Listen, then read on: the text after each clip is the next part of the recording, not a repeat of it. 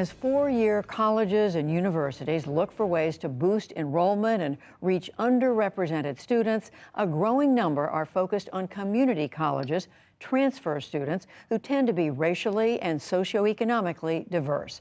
At some of the nation's most selective colleges, transfer acceptance rates are now higher than first-year acceptance rates.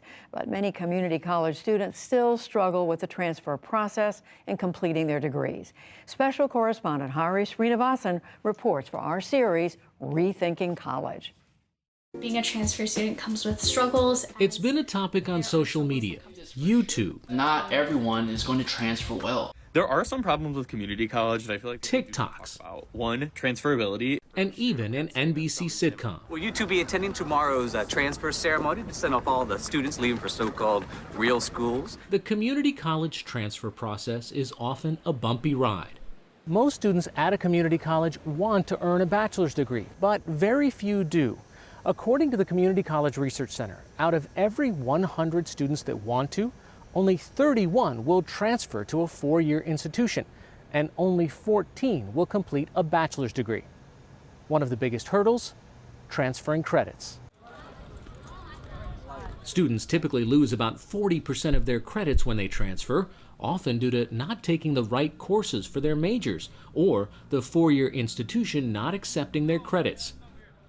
That hurdle and others mean very few transfer students, only 8%, are able to successfully complete one of the cheapest routes to a bachelor's degree, 2 years at a community college and 2 years at a four-year institution. 25-year-old Northern Virginia resident Jennifer Aguilar is on track to do just that. I didn't actually have to fill out any applications to come to George Mason. They did all of the paperwork for me. All I had to do was just keep my good grades, meet with my advisor, sign up for classes, and they just pretty much took care of the whole thing. Aguilar graduated last spring with an associate's degree from Northern Virginia Community College, or NOVA. She is now in her first semester at George Mason University and enrolled in a unique transfer partnership between the institutions called Advance. The goal of the program is to help students like Aguilar who want to earn a bachelor's degree but may face some challenges getting there. I didn't think I would be attending George Mason. It feels really unreal, to be honest. Right out of high school, I did want to go to college, but I just couldn't afford, not even community college. I just started working at various restaurants, and then it just got to a point that I just told myself, like, I need to do something with my life. I want to get an education. I've always had a dream of becoming a psychologist. Advance is a partnership between NOVA and Mason. Launched in the fall of 2018, Advance offers eligible NOVA students automatic admission at George Mason while they're completing their associate's degree. I want you to know that we're with you every step of the way. On a recent evening, Advance students and their families gathered for a welcome event on the George Mason campus.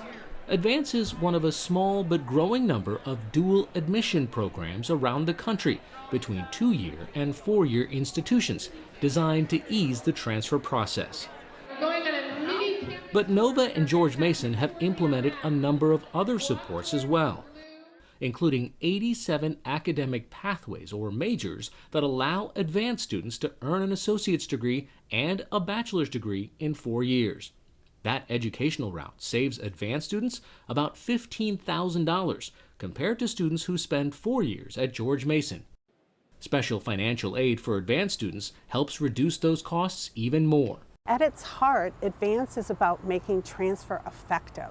Ann Kress is the president of NOVA, the second largest community college in the United States, with more than 75,000 students across 6 campuses.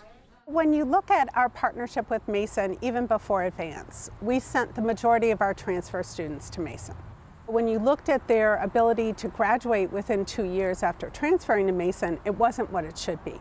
And so that's really the nexus of Advance. We're really giving students that transparent information so they know right from the jump when they sign up exactly what it's going to take to graduate in 2 years or less. And in fact, more than 90% of the advanced students now do that. The program, which is open to all NOVA students who meet eligibility criteria, including a 2.0 GPA or higher, has grown from about 150 students 4 years ago to 3,300 today. About 40% are low income, and a majority are students of color. 83% of advanced students are still enrolled at Nova 1 year after joining the program. That's 20 points higher than the national one-year retention rate for community college students. Nova students in the program have access to the George Mason campus, and some take classes there as part of their major. Since I already had been here because of my previous Nova experience, I felt really welcome here. I knew my way around the library because I usually would spend my time there, and to be honest, I feel like this is my home now. We do have students who are being integrated socially, academically into the Mason culture before making that hard transfer. Jason Dodge is the director of the advanced program. He and his team are employees of Nova and George Mason. The program is funded using state and tuition dollars from both institutions and contributions from donors. We've moved from this idea of being transfer ready to being major ready. We know the differences between being ready to transfer with an English degree, like I did from a community college to a university, and the differences with that and engineering are vastly different. That first year is crucial. And so we've done a lot within that first year to bolster the services that we have.